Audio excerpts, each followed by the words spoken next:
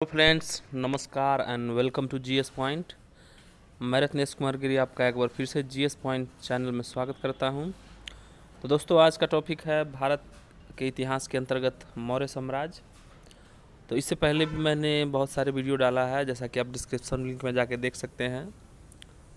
पुरातात्विक प्राचीन इतिहास, उसके बाद जो है ऋग्वेदिक काल, उत्तर वैदिक काल हो गया, बौद्ध, जैन, और उसके बहुत सारे वीडियो डाले हुए हैं और एमसीक्यू भी है, और वर्ल्ड ज्योग्राफी का भी, इंडियन ज्योग्राफी का भी, और इंडियन पॉलिटी।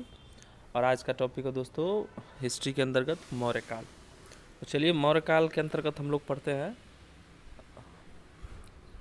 इसको बहुत ही डिटेल से पढ़ेंगे क्योंकि इससे जो है बहुत सारे क्वेश्चन बनते हैं, क्योंकि इसका जो है साक्ष्य मजबूत, इसका साक्ष्य हम लोग के पास मौजूद है, जिसके कारण जो है इसे अच्छा तरह से इसका इतिहास भी लिखा गया है। तो मौर्य साम्राज्य, ठीक है। नंद वंश के अंतिम शासक धनानंद, नंद वंश के अंतिम शासक धनानंद को पराजित करके चंद्रगुप्त मौर्य ने मगध में मौर्य साम्राज्य की स्थापना की थी। यानी नंद वंश का शासक जो था धनानंद, उसी के दरबार में रहते थे, बहुत से विद्वान रहते थे। फिर उसके बाद क्या हुआ, जब सिकंदर हाइपेडीज का युद्ध लगा, वितस्ता झेलम में हाइपेडीज का जो युद्ध लड़ा था, उसके बाद जब वो हम लोग की तरफ सेंट्रल भारत में जब कब्जा करने के लिए आ रहा था, तो उस समय क्या हुआ कि वो चाणक्य और विष्णुगुप्त जो है उसके दरबार में गए, धनानंद के दरबार में। जिस समय वो भारत पर्व मना रहा था, हर 12 साल पे मनाया जाता था। तो उस समय जो है धनानंद जो है उसने विष्णुगुप्त कौटिल्य को जो है वो धिक्कार के और उनका अनादर किए हुए बिना जो है अपने महल से, मतलब राज्य से निकलवा दिए थे। उसके बाद जो है चंद्रगुप्त यानी विष्णुगुप्त या कौटिल्य जो है वो शपथ खाए कि जब तक इस वंश का मैं सर्वनाश नहीं करूंगा, यानी नंद वंश को हराऊंगा नहीं, तब तक मैं चैन से नहीं बैठूंगा। और अखंड भारत के निर्माण के लिए उन्होंने एक चंद्रगुप्त मौर्य जो है उसको अपने संरक्षण में शिक्षा दी और उसका विकास हुआ। जिसके बाद जो है यही चंद्रगुप्त मौर्य जो है नंद वंश के अंतिम शासक धनानंद को पराजित करके चंद्रगुप्त मौर्य ने मगध में मौर्य वंश की स्थापना की थी, ठीक है। मौर्य वंश की जानकारी में निम्नलिखित स्रोत है, यानी मौर्य वंश का जो जानकारी हम लोग को मिलता है भारतीय इतिहास का, उसमें साहित्यिक स्रोत और पुरातात्विक स्रोत से ही मिलता है। तो साहित्यिक स्रोत में तो अर्थशास्त्र पता ही है। उसके बाद जो है चंद्रगुप्त मौर्य के, उसके बाद 305 ईस्वी में जो है वो सेल्यूकस निकोटर को हराने के बाद चंद्रगुप्त मौर्य जो है अपना दरबारी कवि जो इंडिका है, इंडिका जो है मेगास्थनीज का जो था, उससे भी मिलता है। फिर उसके बाद मुद्रा राक्षस विशाख दत्त को जो लिखा गया है, उससे भी जो है मौर्य वंश के बारे में जानकारी मिलता है। और जैन और बौद्ध ग्रंथों जो है उससे भी हम लोग को मौर्य वंश के बारे में जानकारी मिलता है, ठीक है। ये तो हो गया साहित्यिक स्रोत। अब पुरातात्विक स्रोत में अभिषेक के अभिलेख है, जैसे 13-14 अभिलेख हैं। जूनागढ़ का अभिलेख है, रुद्रदामन का जूनागढ़ अभिलेख, रुद्रदामन का हो गया जूनागढ़ अभिलेख। फिर उसके बाद जो है रुद्रदामन अभिलेख है। तो चलिए, अब हम लोग जो है पूरा डिटेल से पढ़ेंगे अभिलेख क्या होता है और अर्थशास्त्र में कितने प्रकरण और कितने में बांटा गया। तो उससे पहले हम लोग जो है मगध का उत्कर्ष पढ़ लेते हैं। मगध एक साम्राज्य था जिसमें उत्कर्ष पढ़ लेते हैं, किस किस जो है वो शासक का किस वंश के बाद कौन सा वंश आया। ऐतिहासिक प्रमाणों के अनुसार मगध महाजनपद पर कुल 7 राजवंशों ने शासन किया। यानी इसका सी टिक होता है हसीन मासुका 7, हसीन मासुका 7, यानी हर्यक वंश का कौन था, हर्यक वंश का बिंबिसार था। शिशुनाग वंश का कौन था,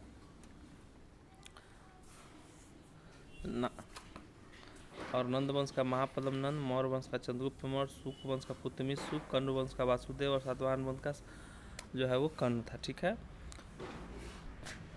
तो हम लोग देख लिए हैं 7 राजवंशों का क्रम। उसके बाद हम लोग चलते हैं मौर्य साम्राज्य। तो हम पढ़ ही लिए इस पेज को। तो मौर्य साम्राज्य का विस्तार, तो देख लीजिए मौर्य साम्राज्य का विस्तार कहाँ था दोस्तों। तो भारत का जो है दक्षिण का भाग छोड़ के बाकी ये जो अखंड भारत है उस पर मौर्य साम्राज्य का विस्तार था। यानी चंद्रगुप्त मौर्य ने मौर्य वंश की स्थापना की थी और एक विस्तृत राज्य की स्थापना की। उत्तर में हिमालय, उत्तर में हिमालय से लेकर दक्षिण में मैसूर तक, यानी मैसूर कहाँ यहाँ पे है, पूर्व में बंगाल से लेकर उत्तर पश्चिम में हिंदू कुश। हिंदू कुश कहाँ है, अफगानिस्तान में है। हिंदू राज हो गया आपका पाकिस्तान में हो गया, ठीक है। हिंदू कुश पर्वत तक था। पश्चिम में अरब सागर तक अपने साम्राज्य का विस्तार किया, यानी पश्चिम में जो है अरब सागर आपका कहाँ है, यहाँ पे है, और जो है उसको विस्तार किया था। उसके बाद हम लोग पढ़ते हैं मगध सम्राट के साथ चंद्रगुप्त मौर्य जो है वो चंद्रगुप्त मौर्य हुए। उसके उनका बेटा बिंदुसार हुआ, उसका पुत्र अशोक हुआ, उसका पुत्र दशरथ हुआ, फिर संप्रति हुआ, साली सुख हुआ, देववर्धन हुआ और आपका बृहद्रथ हुआ। तो आप याद रखिए टॉप इधर इतना तक और इधर, यानी मौर्य साम्राज्य के संस्थापक चंद्रगुप्त मौर्य और अंतिम शासक कौन थे, बृहद्रथ थे। अब आते हैं चंद्रगुप्त मौर्य के बारे में। चंद्रगुप्त मौर्य ने मौर्य वंश के प्रथम शासक तथा संस्थापक थे, जो 322 ईस्वी पूर्व में ईसा पूर्व है, याद रखिएगा ईसा पूर्व है, नंद वंश के शासक धनानंद को पराजित करके और यहाँ मगध के राजा अपने चनक को चंद्रगुप्त ने अपना प्रधानमंत्री बनाया था, ठीक है। यानी 322 ईसा पूर्व में जो है वो गद्दी पर बैठा। उसके बाद जो है धनानंद को पराजित करके मगध में, और चनक ने चंद्रगुप्त मौर्य को प्रधानमंत्री बनाया, और चनक को कौटिल्य और विष्णुगुप्त के नाम से भी जानते हैं। धनानंद को हराने के बाद चंद्रगुप्त मौर्य ने धनानंद की पुत्री दुर्धरा से विवाह भी कर लिया, यानी उसके बाद जो है उसको दुर्धरा से शादी कर लिया, यानी जिसको हराया था धनानंद की बेटी से। यूनानी लेखकों के द्वारा चंद्रगुप्त को दिए गए नाम है एंड्रोक्रोटस है और सेंड्रोक्रोटस, यानी प्लूटार्क के अनुसार एंड्रोक्रोटस और जस्टिन के अनुसार सेंड्रोक्रोटस है, ठीक है। यही प्लूटार्क का ही कहना था जो चंद्रगुप्त मौर्य जो है वो 6 लाख की पैदल टुकड़ी सेना लेकर और पूरे उत्तर भारत को रौंद दिया था। 1793 में विलियम जोन्स ने सर्वप्रथम यह बताया कि नाम चंद्रगुप्त मौर्य के हैं, यानी सर विलियम जोन्स जो है वो क्या बताए थे, देख लीजिए। जैसा कि सिकंदर का थल सेनापति कौन था दोस्तों, सिकंदर का थल सेनापति सेल्यूकस निकेटर, और जल सेनापति कौन था, निर्याकस था। अब हम लोग चलते हैं चंद्रगुप्त मौर्य के बारे में कुछ स्पेशल फैक्ट पढ़ते हैं। 305 ईस्वी में सेल्यूकस निकेटर को मगध पर आक्रमण कर दिया, किंतु चंद्रगुप्त मौर्य ने उसे पराजित कर दिया था। यानी सेल्यूकस निकेटर जो था उसका सिकंदर का थल सेनापति, उसने क्या किया था, मगध पर आक्रमण कर दिया, किंतु चंद्रगुप्त मौर्य ने उसे पराजित कर दिया और उसकी पुत्री कार्नेलिया यानी हेलेना से विवाह कर लिया, ठीक है। युद्ध की शर्त के अनुसार सेल्यूकस निकेटर ने 4 प्रांत काबुल, कंधार, हेरात और मकरान को चंद्रगुप्त मौर्य को दे दिया गया था। बदले में चंद्रगुप्त मौर्य ने 500 हाथी सेल्यूकस निकेटर को भेंट किया था, यानी बदले में जो है वो 500 हाथी सेल्यूकस निकेटर को भेंट किया था। कौन, चंद्रगुप्त मौर्य। सेल्यूकस निकेटर ने अपना राजदूत मेगास्थनीज को चंद्रगुप्त मौर्य के दरबार में भेजा, जो मेगास्थनीज की पुस्तक इंडिका से मौर्य वंश की जानकारी मिलती है, यानी साहित्यिक स्रोत जो है वो उससे जो हम लोग पढ़े इससे पहले। जैन गुरु भद्रबाहु से प्रभावित होकर चंद्रगुप्त मौर्य ने जैन धर्म अपना लिया था, और इन्होंने जिंदगी के लास्ट दिनों में कर्नाटक के श्रवणबेलगोला में 298 ईस्वी पूर्व में संलेखना पद्धति से जो है वो प्राण त्याग दिया था, ठीक है। जहाँ पे सबसे बड़ा मंदिर है, जैन धर्म का सबसे बड़ा मंदिर है, गंगवंश के शासकों द्वारा बनवाया गया था दोस्तों। तो चलिए हम लोग बिंदुसार के बारे में पढ़ते हैं, यानी चंद्रगुप्त मौर्य का पुत्र हो गया, अशोक का बाप हो गया। बिंदुसार चंद्रगुप्त मौर्य का उत्तराधिकारी बना। इसकी माता का नाम दुर्धरा था, ठीक है। बिंदुसार को अमित्रघात भी कहते थे, शत्रुओं का नाश करने वाला भी कहते थे, ठीक है। सीरिया के शासक एंटियोकस ने अपनी राजदूत डाइमेकस को बिंदुसार के दरबार में भेजा था, याद रखिएगा। सीरिया के शासक एंटियोकस ने अपना राजदूत डाइमेकस को बिंदुसार के दरबार में भेजा था, और बिंदुसार ने सीरिया के नरेश से अंजीर और मीठी शराब तथा यूनान दार्शनिक की मांग की थी। यानी बिंदुसार जो है वो सीरिया के नरेश से क्या चीज मांग किए थे, अंजीर, मीठी शराब और यूनानी दार्शनिक की मांग की थी। एंटियोकस ने 2 वस्तु मीठी शराब तथा अंजीर तो भिजवा दिया, परंतु यूनानी दार्शनिक की मांग को ठुकरा दिया। उन्होंने कहा कि यूनानी कानूनों के अनुसार दार्शनिक का क्रय विक्रय नहीं किया जाता है। यानी सीरिया नरेश के अनुसार जो था एंटियोकस ने वो मीठी शराब तथा अंजीर तो भिजवा दिया था, लेकिन उसके बाद क्या हुआ, उन्होंने कहा कि यूनानी कानूनों के अनुसार जो है वो दार्शनिक का क्रय विक्रय नहीं किया जाएगा। बिंदुसार आजीवक संप्रदाय का जो है वह अनुयायी था। आजीवक संप्रदाय के मखनीलाल गोसाल है।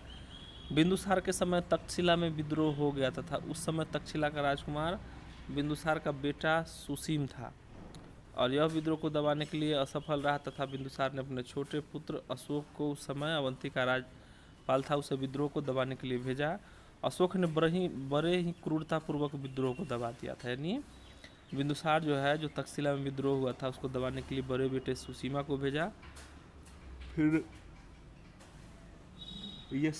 ये जो है वो उस विद्रोह को दबाने में सक्षम नहीं था। फिर उसके बाद अपने छोटे पुत्र अशोक को भेजा, जिसने बहुत ही क्रूरतापूर्वक विद्रोह को दबाया। बिंदुसार की मृत्यु के बाद अशोक मगध के सिंहासन पर बैठा था। यानी बिंदुसार की मृत्यु के बाद अशोक जो है मगध के सिंहासन पर बैठा था। अब चलिए हम लोग अशोक पढ़ते हैं।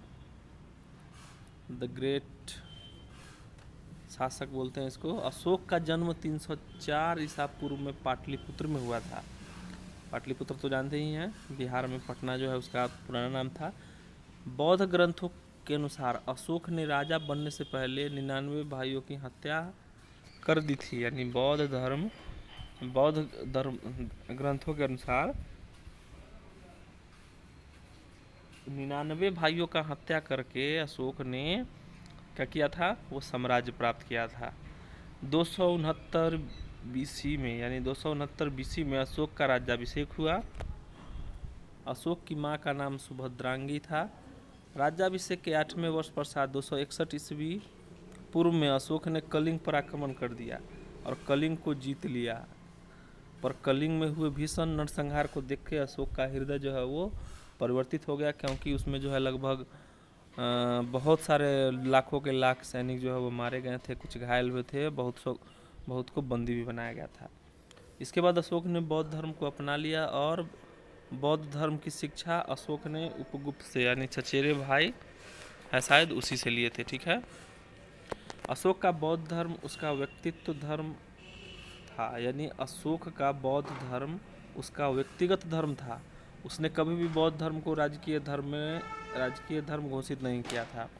यानी उसका जो है व्यक्तिगत धर्म था, यानी खुद को मानने वाला था। वो जो है कभी भी राजकीय धर्म जो है उसको बौद्ध धर्म को घोषित नहीं किया था। ठीक है। फिर उसके बाद जो है वो बौद्ध धर्म के प्रचार प्रसार के लिए जो है बहुत ही अहम योगदान दिया था। जैसे कि अशोक ने बौद्ध धर्म के प्रचार के लिए बेटे महेंद्र और बेटी संघमित्रा को श्रीलंका भेजा। अशोक ने आजीवक संप्रदाय के लोगों के लिए जो है बराबर की गुफा का निर्माण करवाया। तो इससे प्रतीत होता है कि अशोक जो है सर्व धर्म आपका जो है वो मतलब लगभग सभी धर्मों को जो है समान रूप से आपका जो है उसको संरक्षण करता था। चलिए,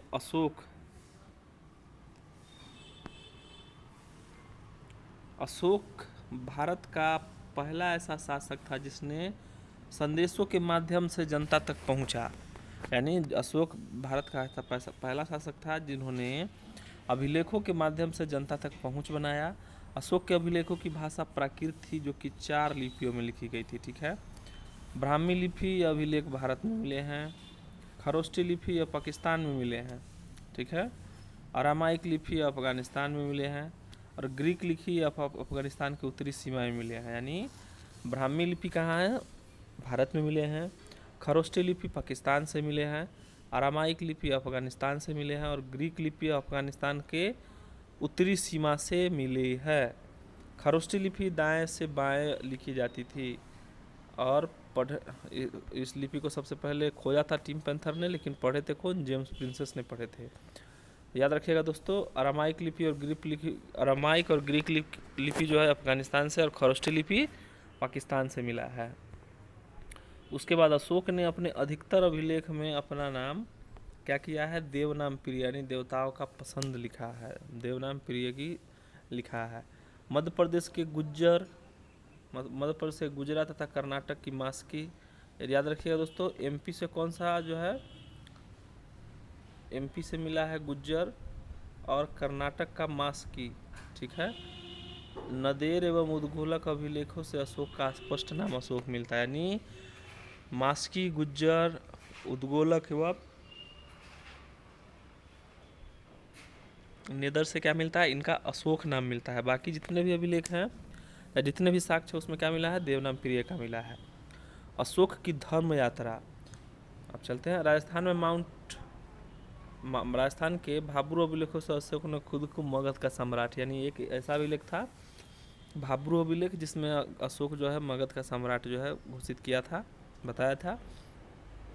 अशोक की धर्म यात्रा, अशोक ने लोगों को नैतिकता सिखाने के लिए जो नियम कानून की संहिता बनाए उसे ही धर्म कहते हैं। अशोक की धर्म स्वनियंत्रित पर आधारित था, यानी अशोक ने कहा कि व्यक्ति अपने माता पिता की आज्ञा माने, व्यक्ति ब्राह्मण तथा भिक्षक की आदर करे, दास तथा सेवकों के प्रति उदार रहे एवं व्यक्ति को जियो और जीने दो का जो है वो पालन करना चाहिए, यानी बहुत ही उदार और आपका जो है प्रकृति के आप अशोक जो थे वो शासक थे। अब जो है कुछ कुछ अभिलेख से जो है क्वेश्चन भी पूछा जाता है कि पहला अभिलेख किससे है, 10वां किससे है, 8वां किससे है। तो मैं मौर्य साम्राज्य से अगर मेरा आप वीडियो पढ़ लेंगे तो आपको एक भी क्वेश्चन स्किप नहीं होने जा रहा है, ठीक है। प्रथम अभिलेख इससे अहिंसा पर बल दिया गया है और पशु बलि की निंदा की गई है, ठीक है। अहिंसा पर बल दिया गया है और पशु बलि की निंदा की गई है। द्वितीय अभिलेख में इसमें मनुष्य के साथ पशु की चिकित्सा है, यानी मनुष्य और पशु की चिकित्सा द्वितीय अभिलेख में हो गया। पहला में अहिंसा पर बल और पशु बलि पर निंदा की गई है। तृतीय अभिलेख में है 3 अधिकारी राजुक, युक्तुक और प्रदेशक का चर्चा किया गया है जो धर्म के प्रचार के लिए उत्तरदायी होते थे। चतुर्थ में इसे भैरी घोष के स्थान पर धम्म घोष की नीति को पालन किया गया है, यानी भैरी घोष यानी युद्ध के स्थान पर धम्म घोष यानी बौद्ध की नीति का पालन किया गया है। 5वां अभिलेख या धर्म महापात्र नामक अधिकारी की चर्चा होती है जो धार्मिक जीवन की देखरेख करते हैं। 6ठा अभिलेख, इसमें अशोक ने कहा है कि मेरा आधिकारिक जन कल्याण कार्य के लिए चाहे मुझे मिल सके, यानी इसमें अशोक ने कहा कि मेरा अधिकारी जन कल्याण के लिए जब चाहे मुझसे मिल सके, यानी 6ठे में जो है वो जब चाहे आप अशोक धर्म से मिल सकते हैं जन कल्याण कार्य के लिए अगर मुद्दा है तो। 7वां में है विभिन्न धर्मों के आपसी समन्वय की बात कही गई है, सबसे बड़ा अभिलेख है 7वां। 8वां अभिलेख में है, इसमें अशोक ने धर्म की यात्रा की चर्चा की है जो राज्याभिषेक में 8वें वर्ष से प्रारंभ होती है, ठीक है। राज्याभिषेक के 10वें वर्ष गया और राज्याभिषेक के 20वें वर्ष जो है लुम्बिनी में गए थे, ठीक है। 9वां अभिलेख में क्या हुआ है, इसमें सच्ची भेंट और शिष्टाचारों का वर्णन किया गया है। 9वां से षष्ठी शिष्टाचार और सच्ची भेंट और शिष्टाचार का वर्णन किया गया है। 10वां अभिलेख में है क्या है दोस्तों, राजा और अधिकारी हमेशा प्रजा के हित में रहेंगे, यानी 10वां अभिलेख में राजा और अधिकारी जो है हमेशा प्रजा की सोच में मतलब हित में रहेंगे, सोचेंगे। 11वां अभिलेख तो जानते ही हैं, धर्म की व्याख्या है। 12वां अभिलेख में इसमें स्त्रियों की स्थिति में सुधार के लिए स्त्री महामात्रा नामक अधिकारी की चर्चा की गई है। 12वां में स्त्री महामात्रा नाम की चर्चा की गई है। 13वां इसे कलिंग युद्ध का वर्णन किया गया है, बहुत बार पूछा गया है कलिंग युद्ध का वर्णन किस अभिलेख में है। 14वां अभिलेख में अशोक ने जनता को धार्मिक जीवन व्यतीत करने के लिए प्रेरित किया और इसके प्रमुख अध्यक्ष थे सुला अध्यक्ष, व्यापार से प्राप्त कर चुंगी एकत्रित करने वाले। पौतवा अध्यक्ष, माप तौल के मान को नियंत्रित करने वाले। सूत्राध्यक्ष, वस्त्र उद्योग के मंत्री। सूनाध्यक्ष, बुचर कान्य और चर्म उद्योग के अध्यक्ष। लक्षणाध्यक्ष, टकसाल का अधिकारी और अश्वाध्यक्ष, घोड़े की देखरेख। हस्त्याध्यक्ष, हाथियों की देखरेख और अकाराध्यक्ष, खान मंत्री और सीताध्यक्ष, कृषि विभाग था। तो दोस्तों आपको अगर इस तरीके का वीडियो हमको नहीं लगता है आपको यूट्यूब में मिलेगा तो चलिए अब हम लोग जो है नेक्स्ट चलते हैं। उसके बाद मौर्यकालीन व्यवस्था में है यूनानी इतिहासकार के अनुसार चंद्रगुप्त मौर्य की सेना ने 6 लाख की पैदल और 30,000 की अश्वरोही और 9,000 की गज सेना द्वारा जो है 8,000 की रथ थी। और प्लूटार्क के अनुसार जो है क्या बोला था, वही जो है इतना फौज लेके उत्तर भारत को जो है चंद्रगुप्त मौर्य जो है वो रौंद दिया था। मेगास्थनीज के अनुसार सेना की देखरेख के लिए एक अलग विभाग होता था। इस विभाग में 30 सदस्य थे। उच्च अधिकारियों को महामात्रा कहा जाता था। कौटिल्य के अनुसार राजा को परिस्थिति के अनुसार जो है युद्ध करना चाहिए। प्रकाश युद्ध आमने सामने का, कूट युद्ध चालाकी एवं छालबाजी का, तृष्णा युद्ध अप्रत्यक्ष शत्रु एवं शत्रु राज्य के गृह युद्ध छिड़वा देना। ठीक है। और सामाजिक व्यवस्था के अंतर्गत चाणक्य ने अर्थशास्त्र के परागत 4 वर्णों का जो है वो उल्लेख किया है, ब्राह्मण, क्षत्रिय, वैश्य एवं शूद्र। ऐसे ऋग्वेद के 10वें मंडल में भी है। मेगास्थनीज ने चातुर्वर्ण व्यवस्था का उल्लेख नहीं किया था, किंतु उसमें आर्थिक आधार पर भारतीय समाज को 7 वर्गों में बांटा था। मेगास्थनीज जो है इंडिका जिसका पुत्र है, बुक है। दार्शनिक इसके अंतर्गत पुजारी, भिक्षु और विद्वान आते थे। कृषक, मेगास्थनीज के 7 वर्गों में कृषकों की संख्या सर्वाधिक बताई गई है। ठीक है। पशुपालक, ये पशुपालन का काम करते थे। व्यापारी, शिल्पी, ये अधिकांश नगरों में निवास करते थे। ठीक है। सैनिक, समाज में किसानों के बाद सैनिक सर्वाधिक संख्या में थी। निरीक्षक, ये समाज में व्यवस्था का निरीक्षण करते थे। ठीक है। मंत्री तो जानते हैं समाज में, इसके अंतर्गत शासन वर्ग में आता है। ठीक है दोस्तों। और मौर्यकालीन वास्तुकला क्या है? मौर्यकालीन वास्तुकला है, मौर्य काल में लकड़ी के भवन हुआ करते थे, जो कि वर्तमान पटना में कुम्हरारा से मिला है। मौर्य काल में पत्थर के कुशल कारीगर होते थे। मौर्य काल में पत्थर के कुशल कारीगर होते थे। अशोक ने मगध प्रदेश में सांची का स्तूप बनवाया, जो सबसे बड़ा स्तूप है। अशोक ने यूपी के सारनाथ में अशोक स्तंभ बनवाया, जिस पर 4 शेरों का एक ही जगह रखा गया है, जो अहिंसा सूचक और भारत के राष्ट्रीय चिन्ह का भी प्रतीक अभी हो गया है। ठीक है। अब देखिए MCQ चलते हैं। कलिंग युद्ध के बाद जो है कौन धर्म स्वीकार किए थे? बौद्ध धर्म किए थे। वह प्रसिद्ध शासक कौन था जिसने अंतिम दिन में जैन धर्म स्वीकार किया था? चंद्रगुप्त मौर्य, जैसा कि मैंने बताया है। कर्नाटक के श्रवणबेलगोला में जो आपका मंदिर है जैन गुरु का, वहाँ पे सलेखना पद्धति यानी उपवास के दौरान प्राण त्याग दिए थे। मौर्य वंश का शासक इनमें से कौन नहीं था? तो चंद्रगुप्त मौर्य था, बिंदुसार था, अशोक था, अजातशत्रु नहीं था। अजातशत्रु बिंबिसार यानी हर्यक वंश का है। ठीक है। सुमेलित कीजिए। पहले देखिए दोस्तों, सुमेलित में क्या करना है, जिसमें आप 100% कन्फर्म है आप उसको लगाइए। यानी चाणक्य को क्या बोलते थे? विष्णुगुप्त। ठीक है। और आपका जो अशोक को क्या बोलते थे? प्रियदर्शनी। तो आप देख सकते हैं D का 4 और C का 1। D का 4 और C का 1 कौन आएगा? ये आएगा, तो भाई C का 2 हो जाएगा और B का हो जाएगा। चंद्रगुप्त मौर्य को क्या बोलते थे? अमित्रघात बोलते थे। उसके बाद जो है बिंदुसार को सेंड्रोक्रोटस या एंड्रोक्रोटस बोले, अशोक को प्रियदर्शनी, चाणक्य को विष्णुगुप्त। मौर्य काल में सीता के तात्पर्य क्या है? राजकीय भूमि से प्राप्त आय, इसको भी याद रखिएगा। उसके बाद अब कुछ ही है। मेगास्थनीज की पुस्तक का नाम क्या है? इंडिका है। मेगास्थनीज ने भारतीय समाज को कितने श्रेणियों में विभाजित किया है? तो 7 श्रेणियों में किया था। ठीक है। पाटलिपुत्रा में स्थित चंद्रगुप्त का महल बना था किससे? लकड़ियों से बना था, राजप्रसाद जिसको बोलते हैं। सांची का स्तूप मध्य प्रदेश में अशोक ने बनवाया था। अशोक ने शिलालेख पढ़ने वाले प्रथम अंग्रेज कौन थे? जेम्स प्रिंसेस थे, 1837 में पढ़े थे। ठीक है। लेकिन टिम पैंथर ने खोजा था। कलिंग युद्ध की विजय तथा क्षत्रिय का वर्णन किस अभिलेख में किया गया है? तो 13वां अभिलेख में है, जैसा कि हम लोगों ने अभी पढ़ा है।